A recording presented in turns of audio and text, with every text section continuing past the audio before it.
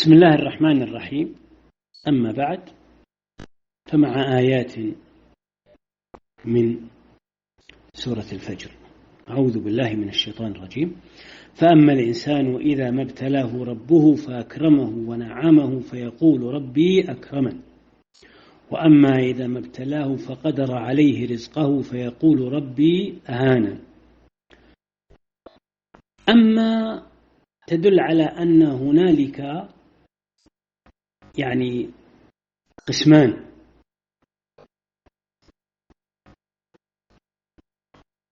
تدل على أن هنالك قسمان. فأما الإنسان فهو في الغالب الكافر الذي لم يدخل قلبه الإيمان. هذا التعبير بالإنسان، الكافر الذي لم يدخل قلبه الإيمان. إذا ابتلاه ربه، اختبره جل وعلا، إذا ابتلاه فأكرمه ونعمه، يعني أكرم جسمه ونعمه بالخيرات، أكرمه بالجاه، أكرمه بالمنصب، أكرمه بالمكانة عند الناس، ونعمه بالأموال وبالأولاد وبالخيرات الدنيوية الكثيرة، فيقول مفتخرا معتزا بنفسه ربي أكرمن، يعني ربي أكرمني، ويعني بذلك أنه أهل للإكرام، وأنه إنما تحصل على هذه الأموال ورزق بالأولاد لأنه على علم بأنه يستحق ذلك على حد زعمه. وأما إذا ما ابتلاه فقدر عليه رزقه، قدر يعني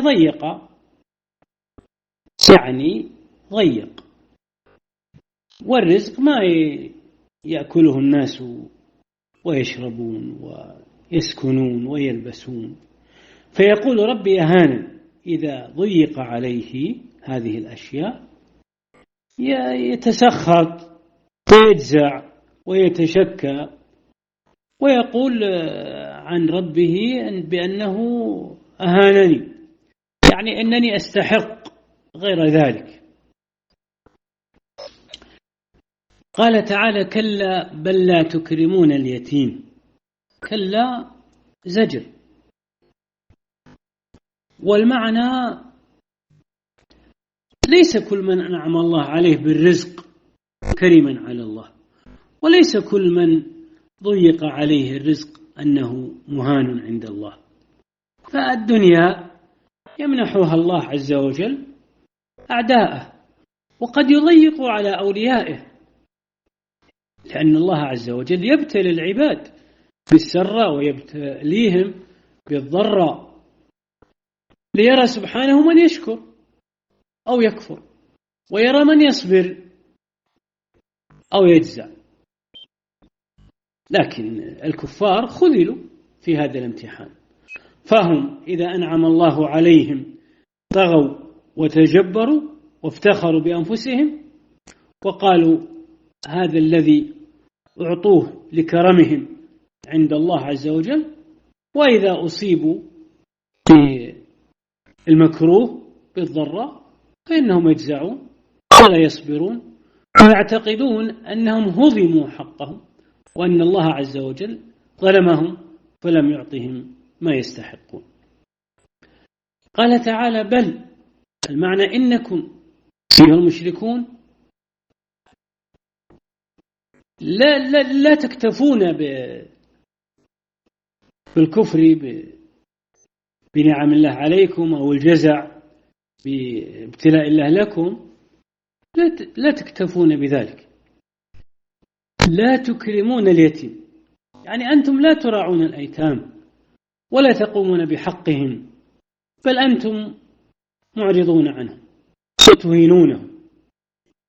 والمعروف أن اليتيم من بني آدم من مات أبوه ولم يبلغ،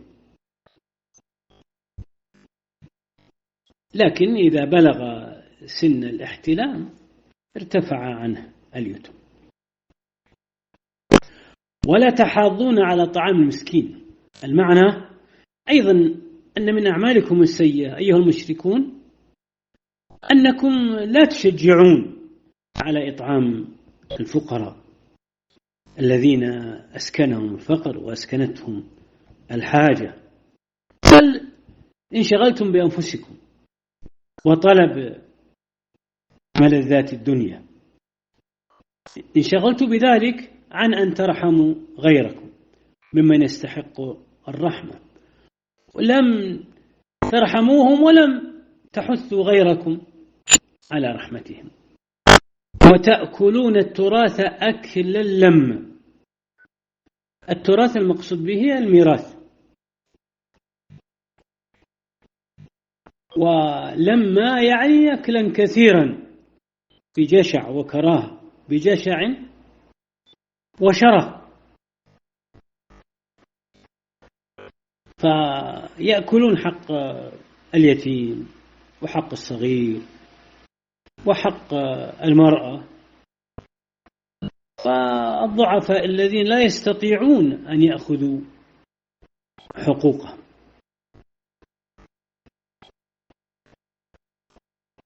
وتحبون المال حبا جما. المال يشمل كل شيء من النقود والعقار والبساتين والأملاك، كلها تسمى مال. والحب الجم يعني العظيم، يعني أنهم يتفانون في حب المال ويجمعونه بأي طريق، لا يسألون أكان هذا الطريق حلالا أو كان حراما. قال تعالى: كلا إذا دكت الأرض دكا دكا. هنا زجر لهؤلاء المشركين وردع لهم عن أن ينغمسوا في الدنيا وأن تكون المقياس عندهم، وهو زجر أيضا عن محبة المال الذي قد يكون حبه سببا للظلم.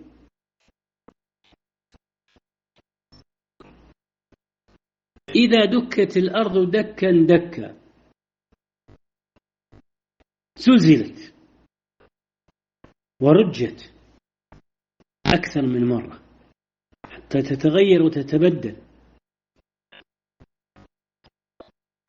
وجاء ربك والملك صفا صفا، أي في يوم القيامة في الجزاء والحساب تجيء الملائكة بين يدي الرب صفوفا تعظيما للأمر، فيتحيط بالخلق.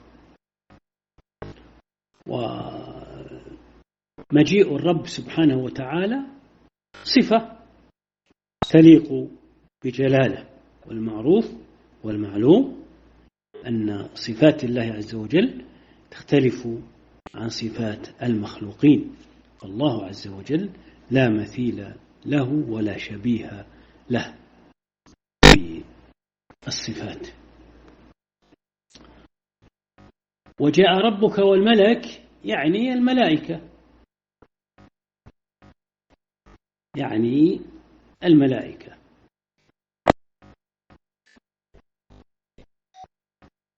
وفي قوله تعالى وجاء ربك والملك صفا صفا يعني مصطفين وهم الملائكة. بعد هذا وجيء يومئذ، قال تعالى وجيء يومئذ بجهنم تقاد كما ورد في الحديث الصحيح يقودها 70,000 ملك، لها 70,000 زمام، مع كل زمام 70,000 ملك. يومئذ يتذكر الإنسان وأنى له الذكرى. في هذه الحال يفكر الإنسان في حاله وما كان يجب عليه أن يعمل يوم كان في الدنيا، لكن هذه الذكرى لا تنفعه بشيء. وهذا الإنسان المقصود به الكافر، وأيضا يقصد به المسلم الذي يفرط في اقتراف ما نهى الله عنه أو في ترك ما أوجب الله عز وجل. هذا والله سبحانه وتعالى أعلم.